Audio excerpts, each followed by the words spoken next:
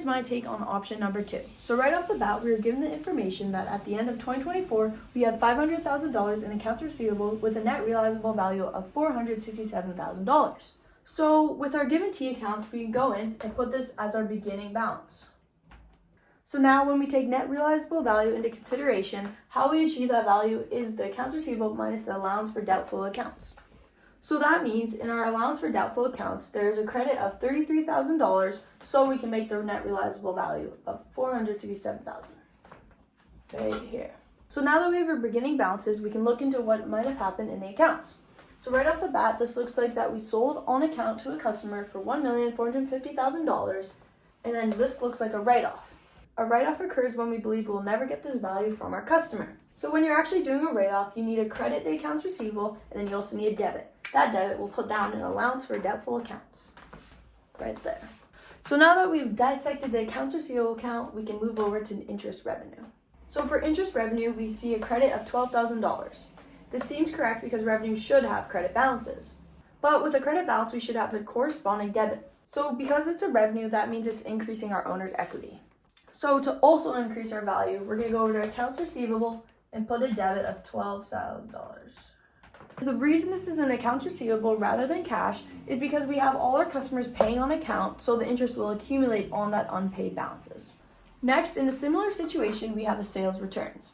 Once again, because our customers are paying on account, it'll just go right into the accounts receivable account rather than cash. So with its proper debit balance, we must do a corresponding credit, which in this case would be accounts receivable. So now that we properly decreased our asset, that means we're worth less because our customers owe us less. So now if we just look right down to our cash account, we have 2 different entries. Using some context, we can use this account to help fill our last little spot in accounts receivable.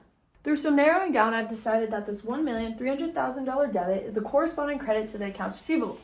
This transaction would occur when we have some of our customers paying their outstanding balances. So I can move it right up here, right there. So now that we have figured out our accounts receivable account, we can find the ending balance, which is E. So if we add up the debit side, we get $1,962,000, and the credit side equaling $1,435,000. Right there. By doing some simple subtraction, the debits minus the credits, we should get a balance of $527,000, in which solves our accounts receivable account. Next, we're going to go back to the $4,000 I mentioned before. Again, through some context clues, this looks like an undoing of a write-off. So again, when you perform a write-off, you credit accounts receivable and debit allowance for doubtful accounts. To undo that, we must do the opposite. So that means we must debit accounts receivable for $4,000 and credit for another $4,000. So now that we put the value back into accounts receivable, we must take it out again because they actually paid us. So that's what the subsequent $4,000 would be when the customer is paying us. The reason I didn't touch accounts receivable is because the transactions would just cancel out. You're adding $4,000 to this side, $4,000 to this side, so there's really no need because you'll end up with the same ending balance. So now that we have solved all the given information, I'm going to go ahead and find the ending balance for the allowance for doubtful accounts so we can go ahead and find our bad debt expense, which actually ended up being $2,000. So if we were to stop right here, we'd get a net realizable value of $525,000, which would not be correct because as a company, you stated that you believe 5% of the accounts receivable will be deemed uncollectible. So if we were to touch nothing, that would overstate our accounts receivable account, which in then would overstate our financial position, which in then would violate the law of conservatism where we must not overstate or understate our valuation.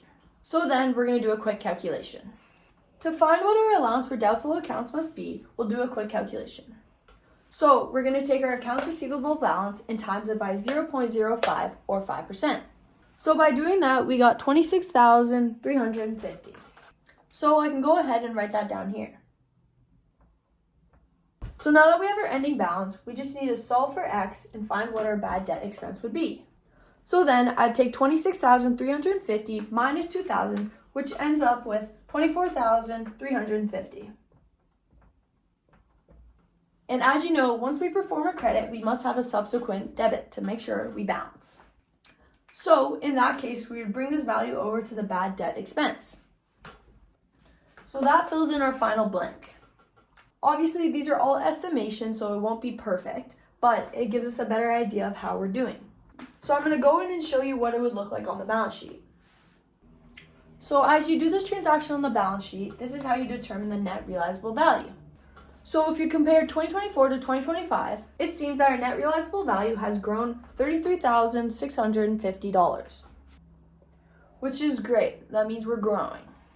In all, as I already kind of touched upon, it's so important that we adjust for all these entries to make sure our financial position is the most accurate it can be. We try to match these transactions to the period, and by using the law of conservatism, it helps make sure when we narrate to our users that everything is up to date. So that is my final problem.